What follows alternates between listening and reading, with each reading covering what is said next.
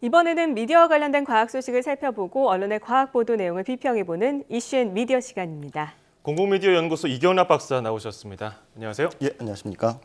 네, 지난 시간에는 이 세계 과학기자 대회에 대해서 알아봤는데 오늘은 2탄이죠. 좀 더 네. 중점적으로 알아볼까요? 예, 그렇습니다. 오늘은 세계과학기자 대회에서 펼쳐진 또 강연들 중에서 주목할 만한 내용과 그 대회의 의미 그리고 논란이 되었던 사건 이런 것도 있었는데 이것에 대해서 이야기를 해보겠습니다.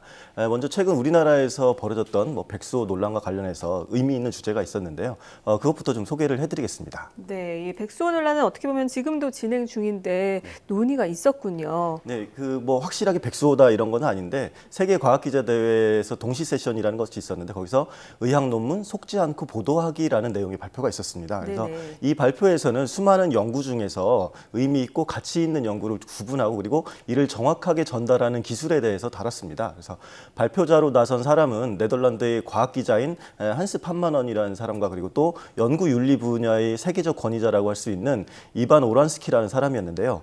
핵심 내용은 그 비전문가인 과학기자가 그 의학 논문을 다룰 때 주의해야 할 부분 이런 것들이었습니다.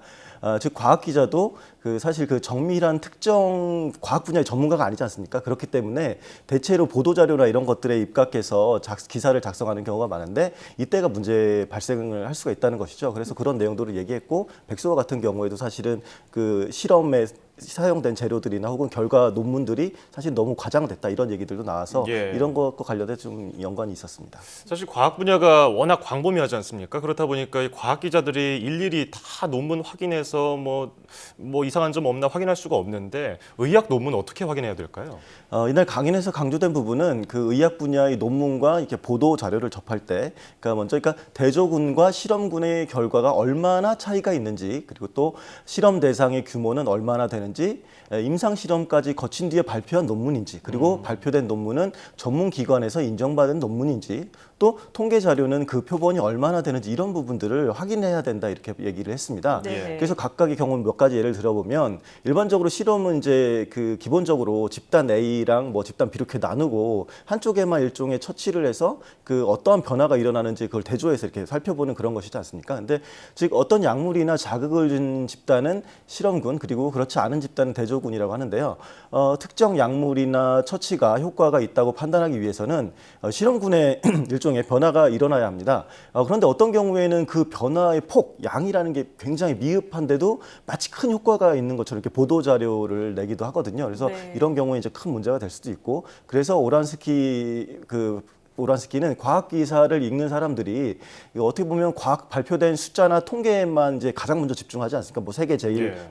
몇 퍼센트 그렇죠. 그런 것들 이런 것들을 했는데 일부러 표본을 줄이거나 기준을 모호하게 잡은 이런 논문들도 있을 수 있거든요. 그래서 그런 것들을 과학 기자들이 반드시 확인해야 된다 이렇게 강조를 했습니다. 네, 실험 대상이나 규모를 좀 살펴봐야 된다는 얘기를 해주셨는데 그렇다면 실험 대상과 규모의 중요성에 대해서 좀 더 구체적으로 짚어주시죠. 예, 방금 말씀드린 것처럼 실험군과 대조군이 있는 상황을 이제 가정해 보겠습니다. 근데 이러한 집단에 각각의 이제 두 마리의 그런 쥐를 가지고 실험쥐가 있다고 가정해 보겠습니다. 그래서 A 집단 두 마리 그리고 A 집단 두 마리에게 유전자 변형콩 즉 GMO 콩을 300일간 먹였다. 그리고 또 그랬더니 한 마리에서 암이 나타났다. 네네. 그리고 일반 콩을 먹인 B 집단 그 두 마리는 정상이었다. 그러면 과연 그 두 마리 중에 한 마리 가지고 GMO 콩이 바람을 유발한다. 이렇게 확정적으로 말할 수 있을까요? 근데 실제로 이게 통계적으로도 확정을 할 수가 없습니다. 예. 그리고 또 400일 정도 지났더니 A, B 집단 모두에게 암이 발생했다.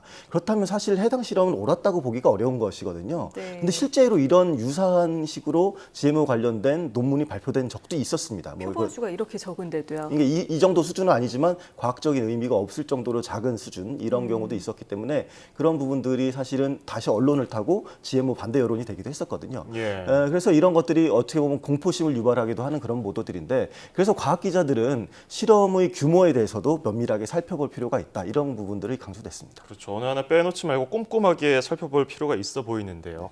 자, 자, 그런가 하면 사회적인 문제를 다룬 이 내용들도 발표가 됐었는데 여성 과학 기자와 관련된 세션이 있었다면서요? 네, 그렇습니다. 그 최근 여성주의, 뭐 페미니즘이라고 얘기하는데 예. 관련된 논의들이 온라인상에도 굉장히 많이 활발하게 있는데요. 지구적 관점으로 본 성차별주의, 과학 보도와 해결책이라는 이런 제목으로 되어 있는 세션에서는 과학 저널리즘 분야의 성차별을 주제로 다루기도 했습니다. 네. 이 분야의 경우에 기존에 사실 특별히 이렇게 연구가 되거나 했던 적은 없었는데요.